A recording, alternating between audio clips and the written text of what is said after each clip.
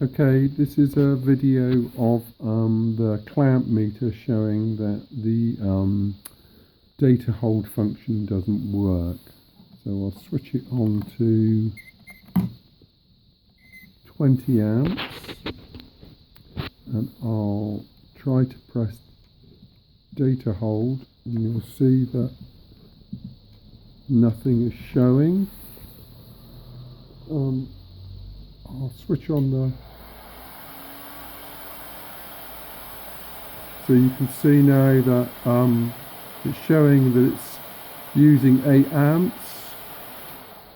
Switch it off, no amps. Let's say the data hold doesn't work. If you listen, can you hear that? You can hear it rattling. There's something broken inside.